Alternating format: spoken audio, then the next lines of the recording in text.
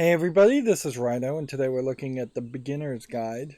This is a 2015, I really wouldn't even call it a game, more of an interactive narrative walking simulator type experience, uh, made by Everything Unlimited Limited as the publisher and developer, and it claims to be created by the creator of the Stanley Parable. This story has been warned off in the reviews as being 100% of a sad story, a negative story. So if you're not in the mood for what is effectively going to probably be cry porn, you probably aren't interested in playing this game. Now, what's on that aspect, I've tried to keep myself fairly fresh from this story over the years and not really know what it's about, but I've gotten rumor or the feeling that it is around the idea that at least one person who is involved in making the Stanley Parable feels like they completely made the Stanley Parable, and then a different corporation entity slash person running a corporation entity stole it completely out from under them. And there is some anecdotal evidence to that. The Stanley Parable itself is developed and published, as far as the way it's listed on Steam, by a completely different company, not under Everything Unlimited Limited. Even the name Everything Unlimited Limited sounds like a joke corporation name, and maybe a meta commentary on the idea of corporations being claiming, being grandiose and claiming that they could be unlimited, but then legally being required to say they're actually limited. Uh, uh, the extra anecdotal evidence is that the Stanley Parable Deluxe is claimed on Steam to be developed by a third company called Crows. So you have the beginner's guide and two versions of the Stanley Parable, all made by, or at least according to Steam, different companies, published by different companies. I wouldn't be surprised, and so I'm going to have to be right in the middle of the ground here. If the idea of the Stanley Parable was something that someone created, and then they worked with somebody, and then they stupidly sold like somewhere around 49% of their company to someone else, and then they got into some trouble and needed to sell the extra 2% to lose total control of their company. Or if somebody came up with the general idea of the Stanley Parable, but then another person really programmed it and put all the final product, final polish on it.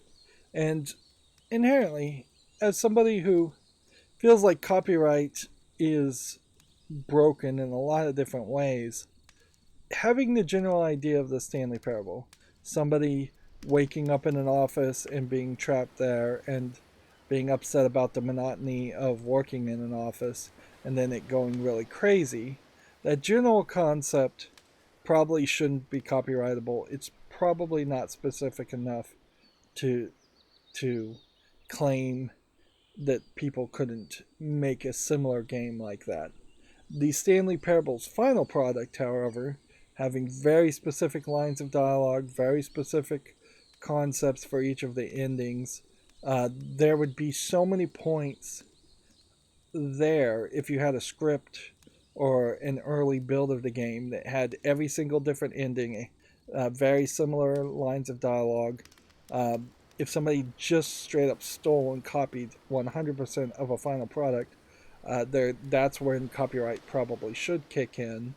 Although many of the other problems of copyright that I have are just how long copyright should last.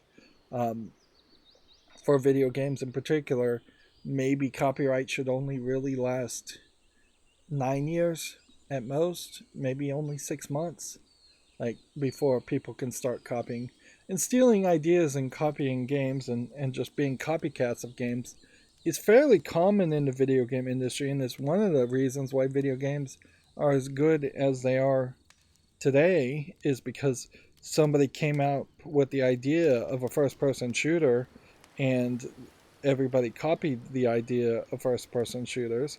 If there had been a claim that only that one company could make first-person shooters as a generic concept, then video games would be way worse. And we actually have exact proof of that in the fact that there are elements in video games. Particularly, there was a copyright for having a mini game happen while the main game is loading, and that got copyrighted as a concept, and it caused no one to challenge that copyright and have mini games uh, in their loading screens. And so for decades now, we've been forced to look at boring loading screens that at best pop up hints or tutorials or show us a cutscene when we could have been playing a minigame. Now, everything I've said as far as the game being stolen, as what this is all about, I'm not 100% certain of. So we may come in here and it may be a completely different story, and I may be thinking of a completely different game even. So we need to actually hop into the game and see. There are options here that are pretty good for what is, I assume, going to be a relatively short, simplistic walking simulator. But none of the settings were really turned up the way they should have been. I can understand closed captions being off by default, but having the gamepad completely disabled doesn't make sense. Also, having calibrate buttons as an option is a little confusing because almost no game actually needs you to calibrate buttons. Having the video settings, the default video settings were fine, but then the overall video settings were fairly low for what I have as far as hardware. So I had to come in here and turn a lot of things up. Now, what this game potentially is going to look like it may be very similar to a lot of walking simulators, where it is effectively just asset flipping a lot of pre-made models. And if that is the case, then the beginner's guide as a walking simulator may highlight that this person who claims to be the creator of the Stanley Parable may not really have the ability to make a finalized product. Almost certainly, any game that anybody's going to buy and play has to be made by at least a couple of people. It's just not realistic to believe that you can do a good job and be an expert at programming and 3D modeling or 2D animating and audio and movement gameplay programming on top of potential puzzle or interaction with objects programming. Like, it's just not realistic that anybody can make a good game and be good at all of those things. And like, you need at least a couple of people. Plus, generally, I think even in programming, I think programming is probably done better if you did parallel programming, where two people were sitting in front of a computer taking turns programming and explaining what they're thinking as they're programming to check code. Although it's very rarely, I think, actually parallel programming, I think, is very rarely done as a concept, as a way of programming. But yeah, I guess I could go further, but let's just let's begin the game. There is another game. Please make sure the audio is on. Thanks for that. The controls, I guess, are based on what I calibrated. Hi there. Thank you very much for playing the Beginner's Guide. My name is Davey Wreden. I wrote the Stanley Parable, and while that game tells a pretty absurd story, today I'm going to tell you about a series of events that happened between 2008 and 2011. We're going to look at the games made by a friend of mine named Coda. Now, these games mean a lot to me. I met Coda in early 2009 at a time when I was really struggling with some personal stuff, and his work pointed me in a very powerful direction. I found it to be a good reference point for the kinds of creative works that I wanted to make. So just to start you off, this is, I think, the first game he ever made. It's a level for Counter-Strike. You can walk around here, by the way. And mostly it's just Coda learning the basics of building a 3D environment. Now, I don't think Coda is Even though real. he starts from the simple aesthetic of a desert town, he then scatters these colorful abstract blobs and impossible floating crates around the level.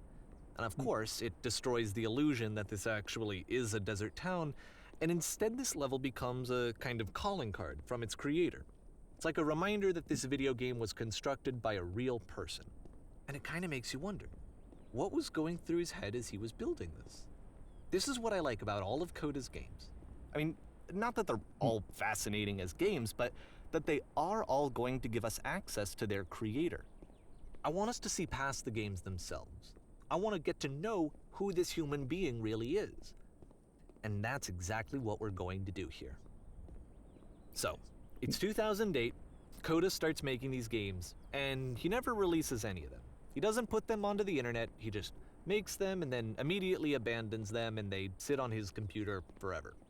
And I think he really understood this image of himself as a recluse. At one point, he jokingly renamed his computer's recycling bin to Important Games Folder.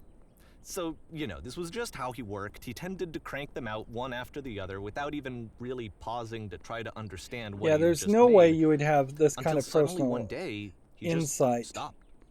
In 2011, that was friend. it. He made his last game, and then he hasn't made another one since. And that's why I've taken this opportunity to gather all of his work together, is because I find his games powerful and interesting, and I'd like this collection to reach him, to maybe encourage him to start creating again. And if the people like you who play this also happen to find his work interesting, then I'm sure it'll just send that much stronger of a message of encouragement to Coda. So thanks for joining me on this. If you have a particular interpretation that I haven't mentioned here, or if you just need to get in touch, you can email me at daveywreden@gmail.com. Okay, that's about it for introduction. Let's take a look at Coda's first proper game. As each game is loading, I'll show you the date that it was completed. So, what I think I may have gotten wrong here is it may not be so much that the writer of the Stanley Parable, which they say on Steam that is the creator of the Stanley Parable, which, I mean, at a certain level, I guess writer, if you were the first one to pitch out the idea, is the creator, but if somebody else pitched out a gameplay mechanic around the game first and then hired a writer after the fact, they wouldn't be the creator. But it comes off more like he potentially stole Coda's game. If that is even the reveal here. It may also be the reveal, certainly, if we put that to the side, because I may be wrong, very possibly wrong, that Coda is just an example of one of the many small creators of games out there that existed before they even started putting them online as like free games. And certainly this would have been in a time frame well before something like Steam Direct, where you could just put your game out on Steam for $100. But there was several other sites, certainly, that where people were putting up ideas of games. But yeah, almost certainly I think Coda is probably the main character, David, because you just wouldn't have that level of insight into someone else. If anything, this is just almost like a coping mechanism to say, yes, I knew this person and he had all these terrible things that we haven't heard about yet happen to them, but at the end it's probably going to be, nope, these are the terrible things that happened to me. This first one was made in November 2008. You just wouldn't follow somebody that closely particularly if their games are not online, because you would have to basically be the best friend of this person to see their code. Warning. Whisper machine active. Shift destruction imminent. Okay. This game is called Escape from Whisper, and it's one of the more generic games you'll see from Coda. So these aren't particularly old games or like Flash games You either. can click to fire the gun. There's no gun noise.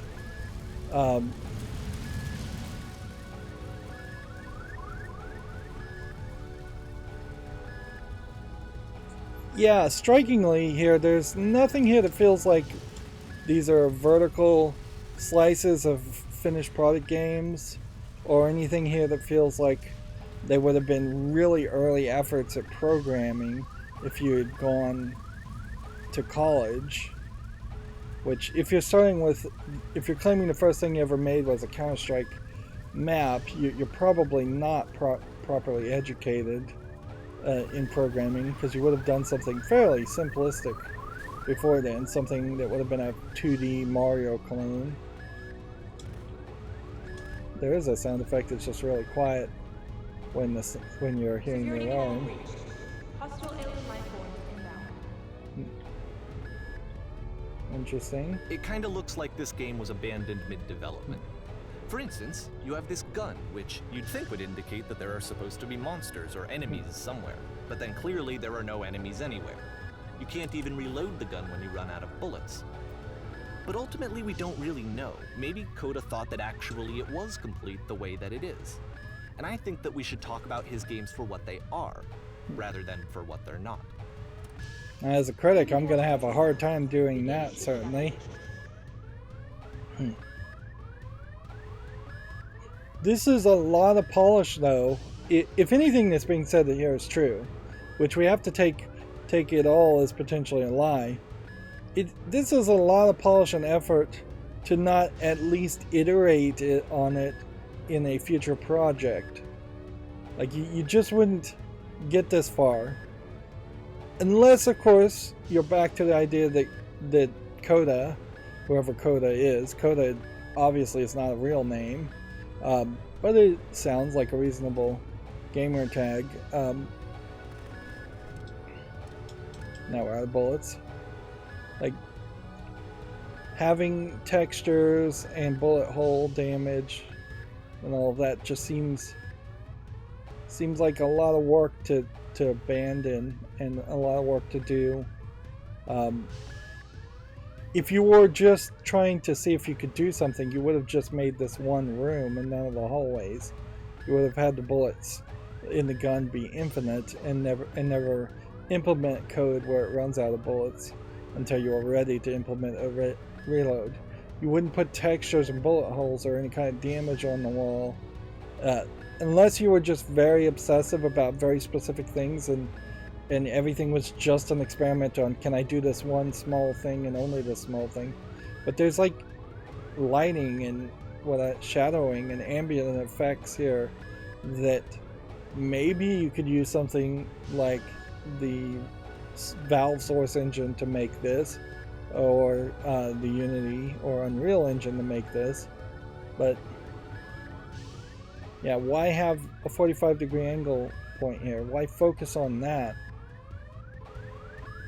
Why give it a name and have text and have a font? I love how you can see the bottom of the universe from this room. Yeah. There definitely is a danger here. That's a bad way to do a texture. Certainly there's just no good reason to have done that. You could have just cropped the stars so there wouldn't have been an edge there and put it on the bottom, or unless you planned on there being a planet that was square on the bottom.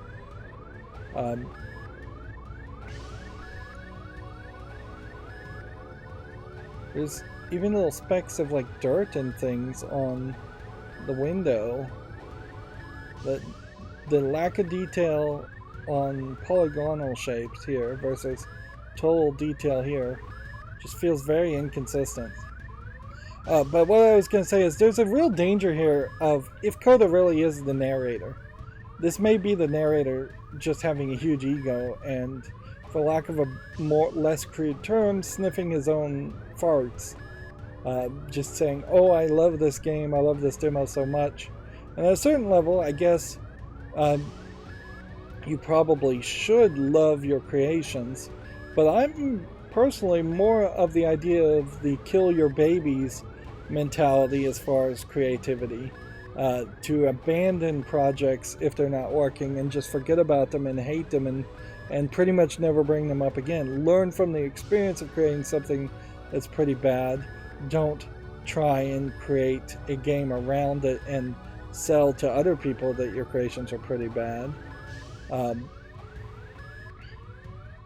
Again, just a ton of texture here.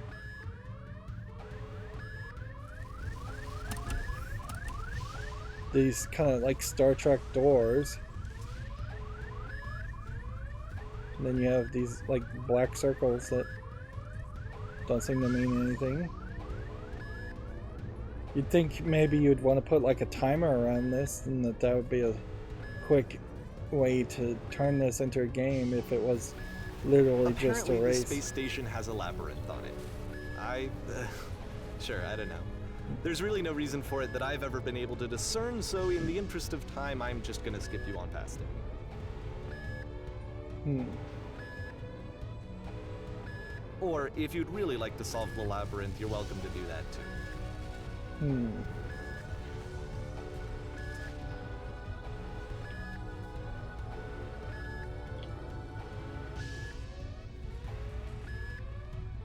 So I'm just holding my theoretical left hand on the wall and then walking through the maze that way. Of course, if they are dynamically changing the orientation of the maze, that won't work.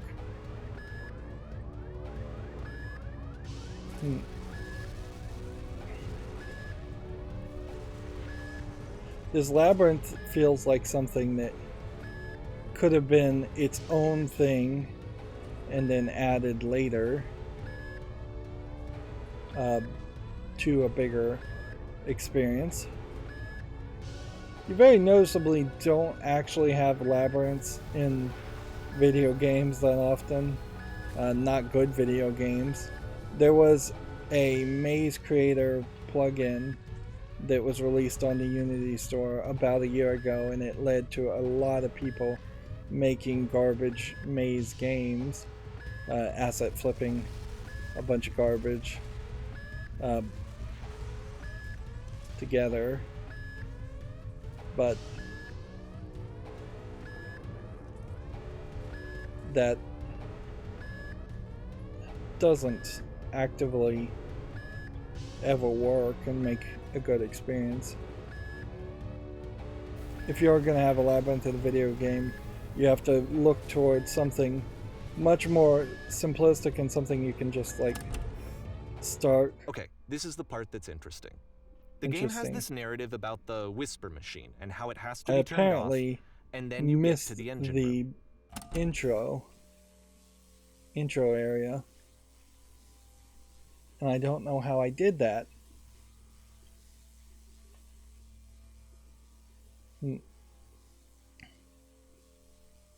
I have no idea how I possibly could have solved it unless it just teleported me.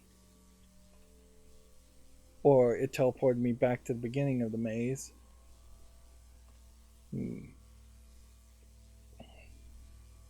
Because I was following with my left hand on everything. But yeah, the Resident Evil hedge maze is barely a maze. You see the entirety of the hedge maze when you first enter the area in Resident Evil 4, and they're just like enemies that jump out of the bushes in the hedge maze. You do have to be somewhat careful about not getting lost, because once you actually get in the maze, you can't get back to the higher ground to see where you are. But it's not complicated by any means, and it would be a very pathetic hedge maze if it weren't for the fact that there were monsters jumping out of the bushes attacking you. But yeah, that's the only good hedge maze I can think of whatsoever in video games. You there, in the engine room. You could save us all. That beam is powering the whisper machine. We could disrupt it by introducing a great enough heat signature. If your body could stop the beam. It's so much to ask, but for all of our lives, would you do it? Could you give yourself? Interesting. We're being asked to commit suicide to save others. Sure. Let me pause here for a second. What you just experienced, stepping into the beam and then dying, is probably what Coda had initially intended when he was developing this level. But when he first compiles and plays it, something goes wrong. There's a bug somewhere. And this is what happens instead.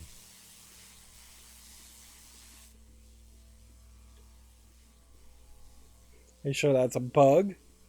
Or is it a metatextual commentary on you can't just solve your problems by killing yourself? Or sacrificing yourself just because a voice asks you to do it isn't a smart enough reason. You don't even see people. As far as you know, the whisper machine is lying and whispering to you, and there are no other people in the game. And again, highlighting games that are buggy, particularly such a simplistic game like this, is not worth people's time. Look how the lighting here is imbalanced. There's also really nothing here that gets you hired, in my opinion, as a game developer. I mean, maybe it could get you an entry level level designer or texture animator, but this is hardly enough polish, I think, to even really get you very far in the hiring process as far as making games. It would probably get you to testing games just fine.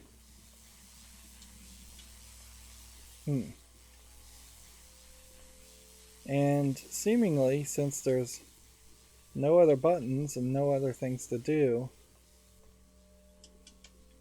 like, we can run against the walls like we're playing a Wolfenstein game and see if there's any secret walls, but it does seem that I just have to jump in here. And then now we've glitched right through the ceiling. The beam causes you to start floating. And this is an important moment for him. Because yes, this is technically a glitch, but Coda identifies something human about it. Like how small it makes you feel in the face maybe of this I saw larger, the door chaotic and just system. couldn't open the door. Or this floating could be the and afterlife, did solve that a puzzle. peaceful place, juxtaposed against all of the hysteria that you've just had to traverse. I don't even know. I have no idea what he was thinking, but what's clear is that after making this, something lodges itself in his brain. He wants to do more of these really weird and experimental designs. So he stops work on this and moves on to a stream of tiny little games that go in all sorts of directions. Let's go ahead and take a look at the first game he made after leaving this one behind. Now, notably, even as the narrator is talking, he is clearly speaking from a perspective of being inside the head of Coda. And then in the next sentence, he basically realizes that he's about to be caught and goes, "Oh, I don't even know what he was thinking," to effectively try and lie and hide from that. Yeah, so unless this was a case that Coda was, say, the autistic brother or sibling of the narrator, and that there was just like a very close family or friendship connection there that lasted for a very long time, and it almost certainly is a case that Coda is the narrator. Or, I mean, there's a couple other options still, that the narrator steals the only good idea Coda ever had because Coda's too reclusive to actually ever do anything with it. That would also be an interesting twist. Or somehow that Coda steals the narrator's idea. But from the perspective of if the narrator is the true writer of the Stanley Parable, we already know that he enjoys writing from a third-person perspective. The entirety of the Stanley Parable is a third-person perspective narrative story. And in a lot of ways, this game is kind of copying that same concept. There's a narrator talking about another person.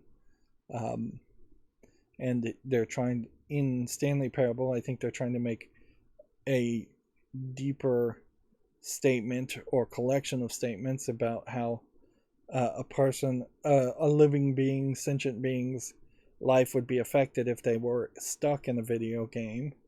Although a lot of their commentary, I think, is somewhat surface level or just meaningless, even in the Stanley Parable. If the Stanley Parable had been a movie instead of a video game, had you not had the little puzzles and the little interactions and the ability to affect things and irritate the narrator by doing something different than what the narrator said you're going to do, if those little gimmicks and tricks were missing and it was just a movie, I doubt the Stanley Parable would be that interesting.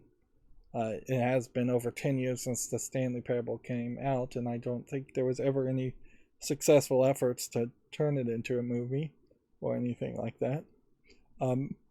I guess there was a movie kind of like that, but not quite like that, and it didn't succeed either. I forget the name of it. I want to say it was called Fall Guy, but I don't think that was the name of the movie. Anyways, it's been 30 minutes, and in an effort to not make this go too long, I don't want to. I want to end here.